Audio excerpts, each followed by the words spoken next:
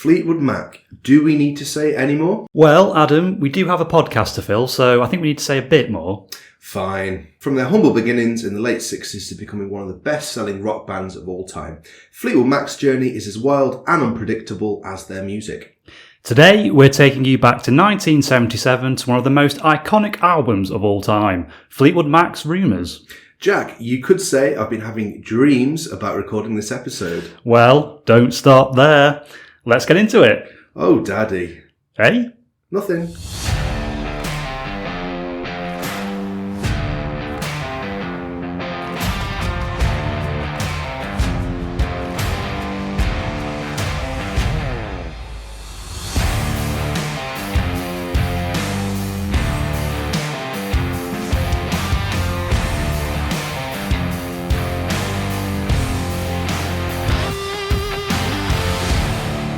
Right then, here we are, episode 6 of One More Music Pod. How are you doing, Adam? I'm very good, Jack. Back again. Yeah, back again. So, what have you been up to this week? Well, this week, I've been listening to some music this week, Jack. Some new stuff from Lil Kana. Again, his new album is due out next month, actually, which I'm very excited about.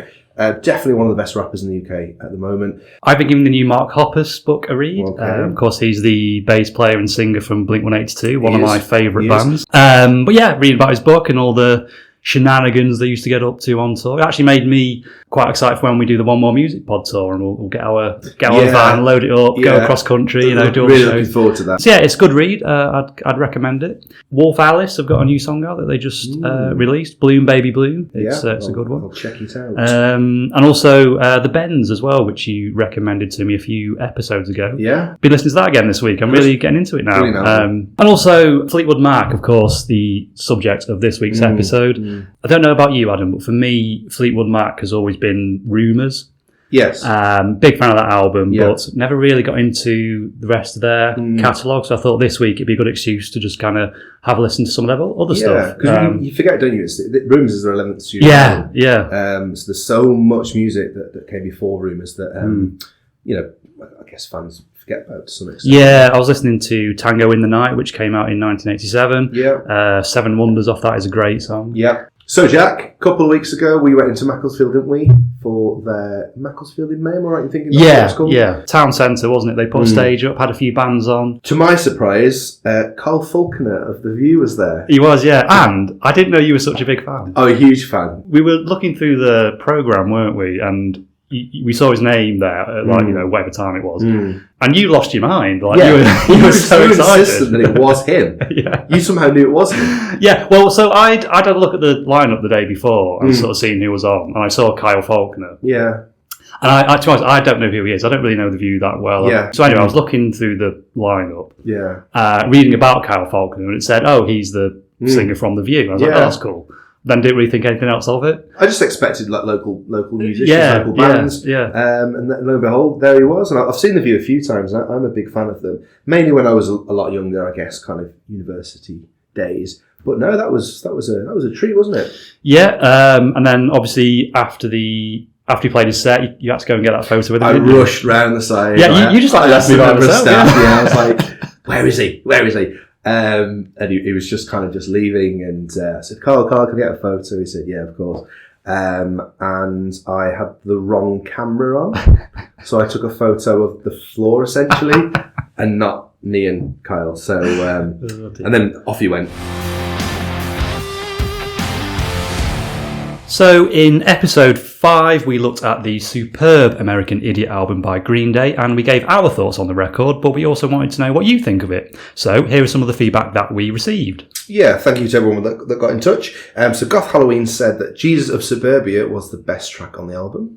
And Danny Kuzlar, who is a real-life friend of mine, I know, hard to imagine, said, too many good tracks, but what's with Adam not liking September Ends? Are you mental? Yeah, what's Maybe that about? I am. What is that about, Adam? Yeah, I think quite a divisive song, actually, that one. I didn't like that initially, but it has grown on me over the years. And also, we had a comment from Steve, who said that it was a bit meh, that song. Okay. And he went on to say, controversial opinion, it is a good album, but no standout bangers. I don't know about that. But he does like Boulevard of Broken Broken Dreams.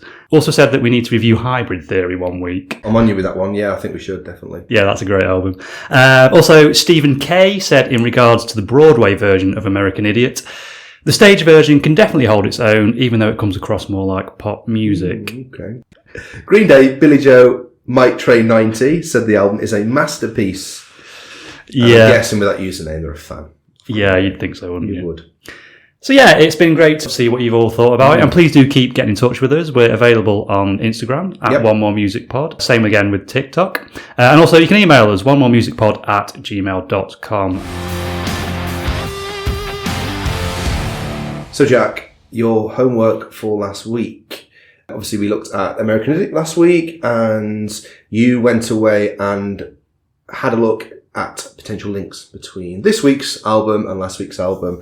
How did you get on? So both albums were number ones in the UK and the US. They're both Grammy Award winners and they're both platinum selling albums. Now, Adam, I'll admit that there isn't much of a link there, to be honest. I did do quite a lot of digging around on the internet, but couldn't really find too much that connected the two records. But all is not lost because I was able to find a very interesting American Idiot rumour. Did you see what I did there? Yeah, okay, you kind of redeem yourself slightly. Go on. So that is the American Idiot movie. So since around 2011, there have been rumours of a film adaptation of Green Day's American Idiot album with potential involvement from Tom Hanks on the production side, according to an article I read on the Radio X website. According to this article, in 2013, playwright Rollin Jones had finished up a script for the film, and then 3 years later, frontman Billy Joe Armstrong told NME that the film had been given the green light by HBO. However, by 2020, Armstrong revealed that plans had been pretty much scrapped. But, Adam, all is not lost because, speaking to Variety in May 2025, Armstrong said, "There was supposed to be a film, but it never panned out. I'm sure something is going to happen. The musical did so well, and they've done it in Australia, Italy, Germany, and England. It travelled so well. Eventually, it's going to happen, I would think. So watch this space."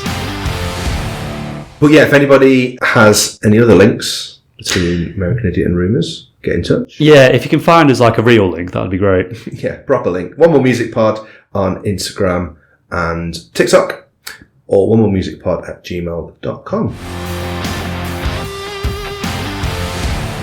Okay then, Fleetwood Mac. So I think as ever, it's important that we go and have a look at their background before we look at the album itself. Just get a bit of context about the band. So, Fleetwood Mac were formed in London in 1967, and they're now considered one of the greatest bands of all time. They've sold over 120 million records worldwide, making them one of the best-selling music acts in history.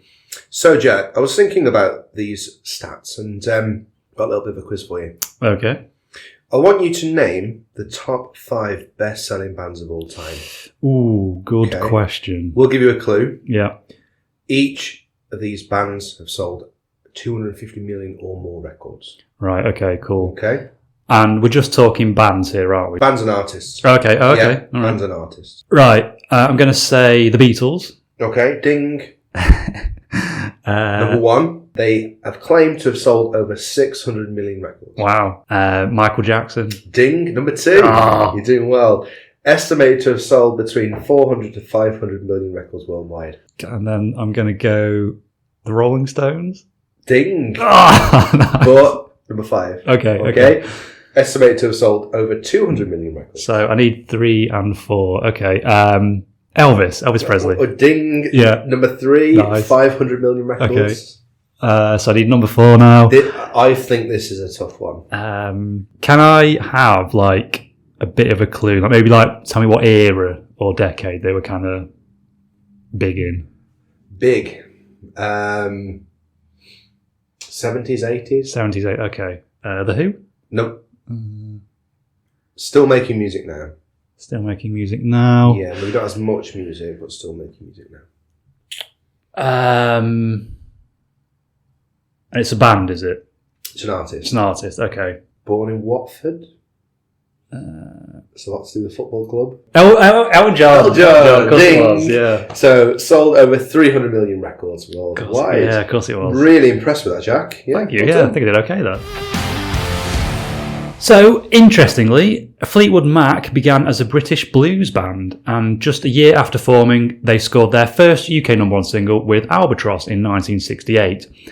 Pretty impressive for a band so new, a sign of things to come, perhaps? Definitely.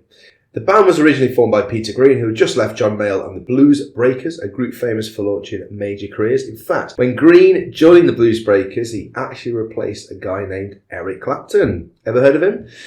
Yes, I have heard of him. Thank you, Adam. He used to play for Man United in the 90s, didn't he? He did, yeah. Good knowledge. Thank you.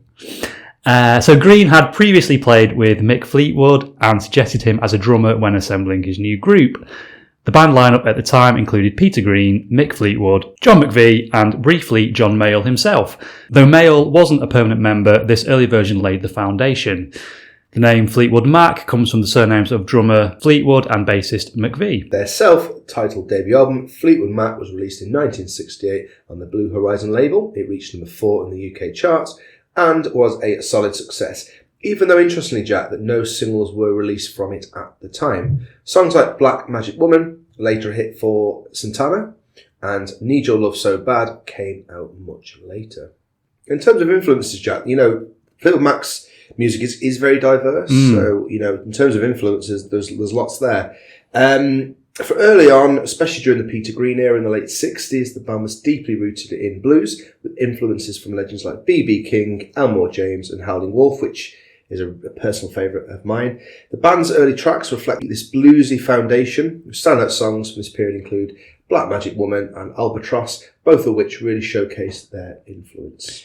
Yeah, and then when we moved into the 70s, Fleetwood Mac evolved into a more British rock, psychedelic sound. The shift was likely influenced by bands like the Beatles and, especially looking at their experimental phase, and the early works of Pink Floyd, which marked a departure from their pure blues roots. Then, in 1975, the band underwent a major transformation with the addition of Lindsey Buckingham and Stevie Nicks. Their unique vocal contributions brought a more melodic, softer, harmonic sound to the band. This shift defined the band's next phase, culminating in the creation of Rumours, which remains one of their most iconic albums. Influences during this period included Crosby, Stills, Nash & Young, Joni Mitchell and the Eagles, all of whom helped shape the band's refined sound during this era.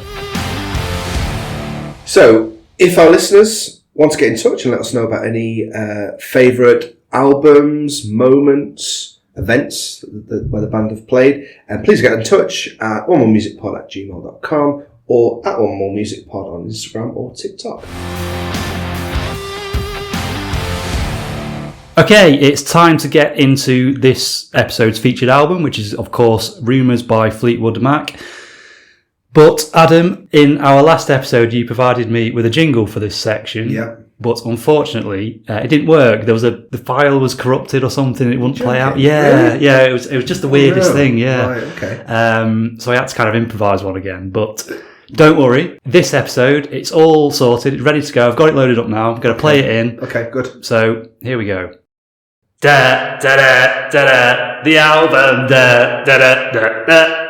Jack, that's the one from the park. So, Rumours by Fleetwood Mac, recorded between February and August of 1976, released on February the 4th, 1977. It was recorded in a number of studios, actually. So we had the Criteria studio in Miami, Record Plant in Sausalito and Los Angeles, Zellerbach Auditorium in Berkeley, Wally Hayder Studio 3 in Hollywood, Davlin Studio, North Hollywood. Wow. Released on the Warner Brothers label, and the producers were the band themselves, along with Ken Kalat and Richard Dashut. Chart positions, number 1 in the UK and the USA, and also Australia, Canada, Netherlands, Greece. It was number 1 everywhere. Basically, yeah. Right, let's talk first about this album cover. It's an interesting one, Jack, isn't it? It's an iconic album cover. But you know me, my first thoughts looking at this album is dangly bollocks. Yes, what on earth is going on here? Yeah, we see a very proud Mick Fleetwood with one foot on a stool, dressed in like a Tudor style outfit. I think so, yeah. I'm thinking. With a very beautiful, of course, Stevie Nicks parading dark robes, holding his hand. And for some reason, there are 2 wooden balls falling down between his legs. I'm very confused and I'm scared. Can you explain, Jack? Yeah, this is something I've tried to figure out for years now, but I mean, there must be some sort of meaning behind it. Yeah. It can't have been done on accident because Very deliberate, isn't it? It must be. It must be. Yeah. But no, I've never been able to figure it out. Fleetwood's body language is especially striking. He's almost kind of imposing, like he is. dominating Yeah, the shot. yeah. Meanwhile, Nick's is positioned more subtly, which creates a sense of kind of balance and tension between them. The position feels a little bit more subdued, almost as though she's part of something larger than herself. Many have noted how the cover art fits her style, playing into her mystical, enigmatic identity that was central to her songwriting at the time. But what about the dangly bollocks? I don't know, Adam. I just don't know. But dangly balls. Okay then, here we go. Let's have a look through the album itself, starting with Secondhand News. So, written and sung by Lindsay Buckingham, 2 minutes 43 seconds, and it's obviously the opening track of the album. It's an upbeat folk rock number that sets the tone for the album's exploration of personal turmoil and emotional complexity. Said to have been written as a response to Buckingham's breakup with Stevie Nicks, it really captures the bittersweet emotions of moving on while grappling with the remnants of the past. Lines like "Someone has taken my place" acknowledge the end of the relationship, while the upbeat tempo contrasts with the underlying emotional complexity, suggesting a journey toward personal freedom. Musically, Jack, Secondhand News really showcases Buckingham's layered guitar work, combining multiple guitar tracks to create this rich, textured sound. And the rhythm section, with Mick Fleetwood on drums and John McVie on bass, provides a driving groove that propels the song forward. Yeah, Christine McVie contributes with keyboards and backing vocals, adding depth to the overall arrangement. Yeah, I'm such a big fan of this song, and it's a brilliant start to the album. It's so upbeat with that acoustic guitar riff and a little hint of electric guitar that breaks through every now and then. Okay, so into track 2, Dreams. 4 minutes 40 seconds, written by Nicks and also sung by Nicks. And I guess, Jack, this is one of Fleetwood Mac's most iconic songs. Yeah, absolutely.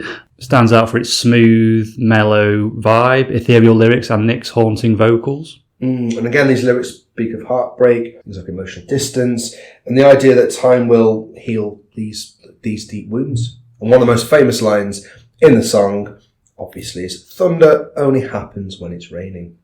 Has quite often been interpreted as this metaphor for how these emotional storms are part and parcel of relationships. Yeah, this song hit number 1 on the Billboard Hot 100, which made it Fleetwood Mac's first and only number 1 in the US. Its enduring popularity has made it a classic in rock history, often associated with the 1970s California rock scene. So yeah, and then after Dreams, we move into Never Going Back Again. This one written and performed by Lindsay Buckingham. And yet another song here about breakups and heartache. There's a theme here, isn't there? Yeah, I think there is. Perhaps a bit of an underappreciated song on the album. I would agree. And going back to this album, Jack, this is the one I've listened to more than some of the others. I've maybe underappreciated this song even myself. Quite a stripped back song with quite an introspective and personal tone to it. Yep, so Buckingham said that the acoustic guitar style used in Never Going Back Again was inspired by his desire to create something intimate and focused. He noted that the finger-picking technique was an essential part of creating the mood of the song, contributing to its raw, personal vibe. And going back to the themes of the song, lyrics like "She broke down and let me in, made me see where I've been down 1 time, been down 2 times, I'm never going back in." Can you imagine being on stage and you're singing a song about... No, this song is about his breakup with the person that he loved, and she's right there on the stage next to him, and he's singing about how she's broke his heart and stuff. It's real kind of... Yeah, you kind of wonder how the band got back together again after all this. For a lot of bands, this would break them, wouldn't it? That would be it. But they kept coming back to each other. Yeah, amazing. So the next song is "Don't Stop." Yeah. So written by Christine McVie, sung by Lindsay Buckingham and Christine McVie. Upbeat and optimistic song, this one, Jack. What do you think? Yeah, absolutely. Sharp contrast to some of the more melancholic songs on the album. It's a song of hope and renewal. A message that encourages letting go of the past struggles and looking forward to the future. Yeah, I wonder if this lasts as we continue for the rest of the album. Yeah, as Jack mentioned, it kind of urges its listeners not to dwell on any past mistakes or heartbreaks, but instead focus on maybe a brighter tomorrow. Yeah, so Don't Stop Thinking About Tomorrow, Don't Stop, It'll Soon Be Here. Yeah, this song is driven by piano and features these lush harmonies, which were really a hallmark of Fleetwood Mac sound during this period. The upbeat arrangement combined with its lyrics made Don't Stop one of the album's more anthemic tracks. Into the next track, Go Your Own Way, written by Lindsey Buckingham, also sung by Lindsey Buckingham as well. And this song really marks the first top 10 hit in the US for Fleetwood Mac. I suppose it's that American influence starting to come through, isn't it? As we said, written and sung by Lindsey Buckingham, the song delves into the emotional turbulence of his breakup with fellow band member Stevie Nicks. The lyrics, particularly the line, packing up, shacking up is all you want to do, were a point of contention between the two, with Nicks expressing resentment over what she perceived as an unfair portrayal of her personal life. That's an interesting point, isn't it? Because not only have you got kind of the persona of the stage persona of the band, but you've also got like the media chipping in as well, and you can imagine that it must be quite difficult as a band member to kind of, if you are going through something like this, to get your message across as to what's actually happening without it being kind of embellished or dramatized or twisted, I guess. Yeah. The recording process for this song was quite interesting. It involved sessions across multiple studios, including Record Plant in Sausalito, Wally Hayden's Studio 3 in Hollywood, and Criteria in Miami. The track was developed over a period of 4 months, with each band member contributing their part separately through overdubs. Buckingham's arrangement was influenced by the Rolling Stones' Street Fighting Man, aiming to capture a similar rhythmic feel. Going back to the point that you made, Jack, on the fact it was recorded across numerous studios, do you think that's maybe because the band were at the height of their turmoil, so they couldn't spend too much time together without... Yeah, I think it was. I was doing a bit of research into it, and I read a few bits and pieces where essentially it was that they were kind of just sick of the sight of each other, couldn't be around each other, so it was a case of, I'll go into this studio and record my part, you go into that studio. And I guess it's kind of shout out, I guess, to the producers and the staff in the studio to be able to do that, to bring it all together in a way that is natural. In an interview in 2008, Lindsey Buckingham described the songwriting process as a stream of consciousness, which reflects his raw feelings during this tumultuous time. He acknowledged that the song served as a cathartic outlet, allowing him to express the pain and complexity of his emotions. Yeah, vocals such as "Loving You Isn't the Right Thing to Do," "How Can I Ever Change These Things That I Feel?" Yeah, really powerful opening set of lyrics. Then you got those fantastic drum beats from Mick Fleetwood. The drumming is so important in this song. It's very unusual, not following a traditional rock backbeat. Proper driving song, isn't it? I had this on my way over to you actually, Jack. Nice. Song, and it's especially with the weather, it was a great song to drive to.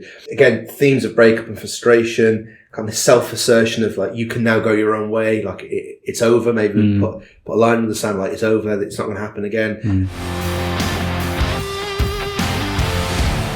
About halfway through this album now, I think just worth just mentioning, again, we'd love to know what everybody else thinks about this album. So get in touch, onemoremusicpod@gmail.com. Let us know your thoughts. And again, give us a follow on TikTok and Instagram @onemoremusicpod. We'd love to know what everybody thinks about these records. We would, get in touch.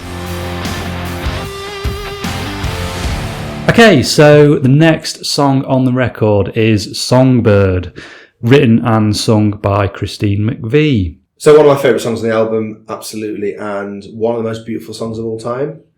Again, personally, very special song to me in lots of different ways. It's a bit of a roller coaster, isn't it, this album? Yeah, it's a really beautiful song, this, and it's one of the more sort of stripped back songs, isn't it? Very heartfelt, I thought. Crammed in between two very different songs as well. Again, Christine McVie, we mentioned her again, aren't we? And how, I mean, imagine not only writing this song, but being able to sing the song in this way. It just shows how important she was to the band.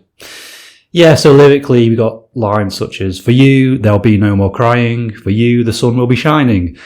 And I feel that when I'm with you, it's all right. I know it's right." So apparently, McVie wrote this song in 30 minutes, but without anybody to record it, because she wrote it at midnight. She stayed up all night not to forget the melody. I suppose this was a time period before we had, smartphones and you could just kind of record a voice note. Yeah. And 30 minutes as well. Like, wow. Like, imagine being able to write a song of this quality in 30 minutes. Yeah, it's mad, isn't it? It's crazy. I feel that it's such a simple song, isn't it? But it's such a powerful song. It's probably the most powerful song on the record, isn't it? Mm. But then we go into, don't we, the next one, The Chain. And that again is very upbeat, rocky song. Yeah, a song about resilience, connection, and the deep, sometimes painful bonds that tie us together.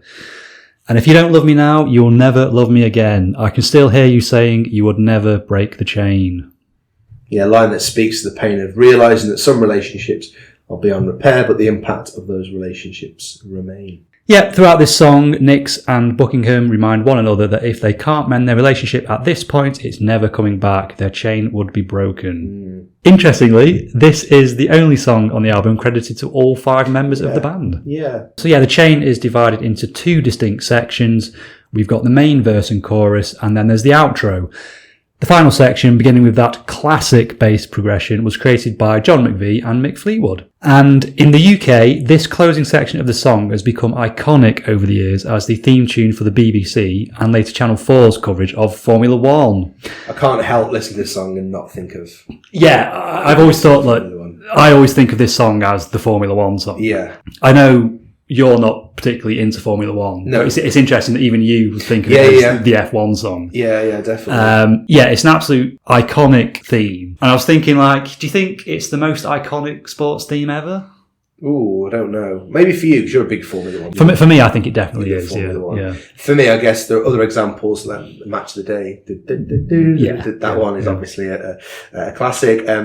Grandstand. I mean, that's going back a long time. Yeah, that's the one. But again, iconic. I think that was maybe a B-side for Fleetwood Mac.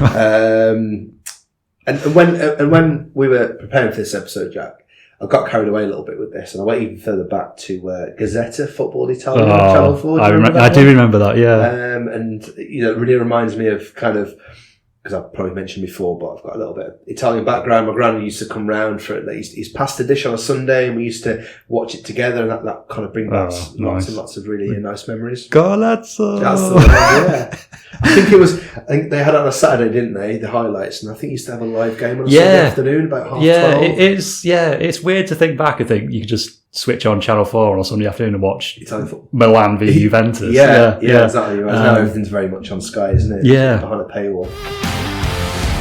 The next song, You Make Loving Fun. Yep, so again, written by Christine McVie and sung by Christine McVie. 3 minutes, 31 seconds. Very funk, soul-y one, this, Jack. What do you think? Yeah, bit of a saucy one, this one, isn't it? So it talks of Christine McVie's affair with the band's lighting director, Curry Grant. What a name. It is a good name, isn't it? Yeah. It's always the lighting director, isn't it? Job. Yeah. If there are any lighting directors that are listening, I mean, by all means, get in touch. Lyrics such as "Sweet, wonderful you make me happy with the things that you do," which is a contrast to the rest of the album, which is quite bitter and poisonous at times. You got beautiful melodies from Nix and Buckingham again, with a nice bass line from John McVie. Can you imagine being John McVie playing this song and it's his wife singing about having an affair with somebody else? Yeah, I don't know how they kept it together. Yeah, it's mad, isn't it? No idea. The bridge in this song is a particular highlight, with the nice keyboard-led instrumental leading into that final chorus. This song is regarded as a fan favourite, and it really showcases Christine McVie's abilities as a songwriter and also her vocal brilliance. And then we move on to I Don't Want to Know, which is written by Stevie Nicks and sung by Nicks and Lindsey Buckingham. I think it's incredibly difficult to pick a favourite song on this album, and I think in some ways it feels wrong to do so. There's just so much brilliant stuff on here, but this is one of the standouts for me. Yeah, as we mentioned before, written by Stevie Nicks. It was originally composed during her time with Lindsey Buckingham in the duo Buckingham-Nicks before they joined Fleetwood Mac. The song features upbeat Everly Brothers-style harmonies between Nicks and Buckingham, accompanied by chiming acoustic guitars. Also a hint of country music in there with the bass line and some of the guitar fills. Yeah, I see that, yeah. Again, perhaps this is some of the American influence of the band starting to sort of come through. And I think, here in the UK, we often overlook just how big country music is in the States, don't we? Yeah. For me, I've never listened to country music, and I would say it's like a jokey genre to me, but I can't really take it very seriously. I think it's just, country music is something that it speaks of a lifestyle that just doesn't exist in this country. Yeah. You know, none of us live on a ranch That's and true. wrangle cattle and, you know. Yeah, ride a horse topless. Yeah, yeah. Is that what cowboys do? I Don't Want to Know's lyrics offer a conciliatory perspective on the end of a romantic relationship, aligning with the album's themes of emotional complexity. Looking back on the song, in 1997, Stevie Nicks said, I happen to really like that song and I love singing that song with Lindsay because that was one of our Everly Brothers singing things that was really close and tight and really fun to sing. There you go, a bit of a happy ending there. Yeah, about time. And then we move on to Oh Daddy, written by Stevie Nicks and sung by Christine McVie. Yeah, this one, Jack, not my favourite track on the album. Don't dislike it, but I wouldn't say it stands out for me. I think it just slowed the album down a little bit. I know Songbird, I guess, does, but we've kind of talked about why that maybe was. Yeah. Again, it's all about Mick Fleetwood's separation from his wife, Jenny Boyd. At the time, Fleet was the only father in the band, which I guess gives it that extra dynamic to the song. You know, that the breakup not only affected his wife, but also his child at the time. Yeah, producer Ken Kalat actually discussed how tricky it was to get the right tempo for this one. He said that if the song was played too fast, it felt rushed, but if it was slowed down too much, it became lethargic. Biographer Kath Carroll even compared it to a sexy older version of the Rolling Stones' Fool to Cry, which is a pretty intriguing comparison. It's interesting, yeah. And as mentioned earlier, the track offers a stark contrast to the rest of the album. It introduces a more melancholic tone with delicate piano and string arrangements that don't overpower McVie's fragile delivery. Lines like, I'm just a little girl and you're so big and strong, and you know you make me cry, highlight the vulnerability and heartbreak. Almost as if the singer is reflecting on a relationship that's on the brink of ending. So finally, we end the album with Gold Dust Woman, a song written and sung by Stevie Nicks, known for its haunting, mysterious tone and layered production. It's widely believed to reflect Stevie Nicks' personal struggles, particularly with drug addiction, the old nose beers, Jack, that we've mentioned previously, and the darker aspects of fame and relationships. So rock on, Gold Dust Woman, take your silver spoon, dig your grave. So yeah, the term gold dust is often interpreted as a metaphor for cocaine, although Nicks has said this song is about more than just drugs. It's also about loss, survival, and the search for identity. There's lines in there such as, did she make you cry, make you break down, shatter your illusions of love? These all speak of emotional trauma and disillusionment.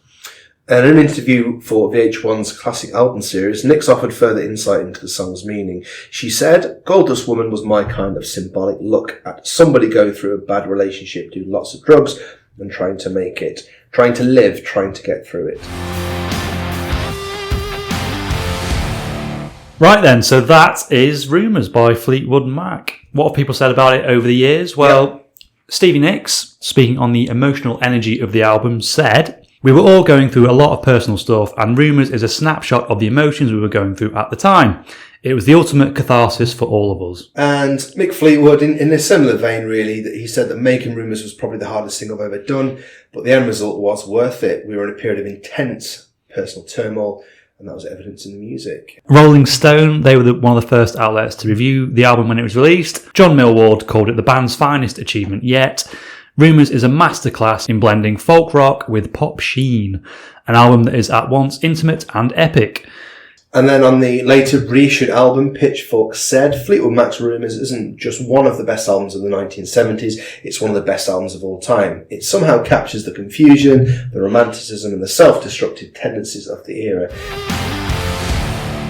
I've always loved this album, known about the album, been a fan of I would say certain songs, but really this episode has allowed me to listen to the album in full, to dig deeper into the songs themselves, and it's given me a whole new perspective on not only the band, but the album itself. I had no idea just how tense and fraught the band were whilst they were recording this album.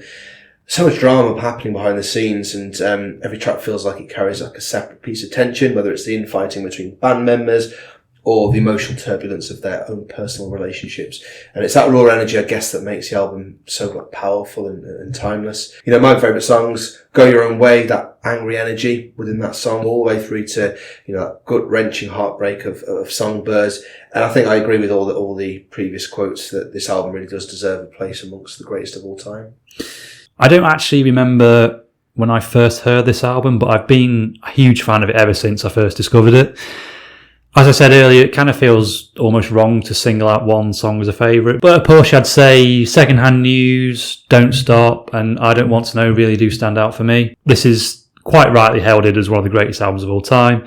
It's a superb, emotional and varied album that comes from the extremes of human emotion.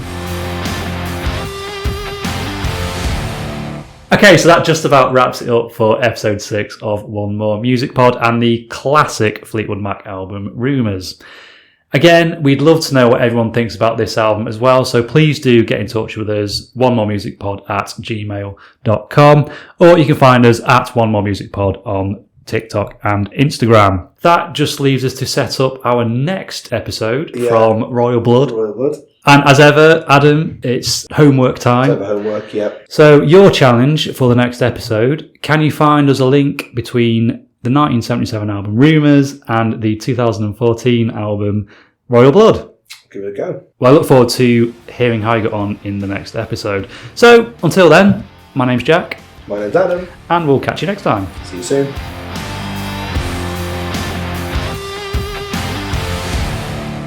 But dangly balls.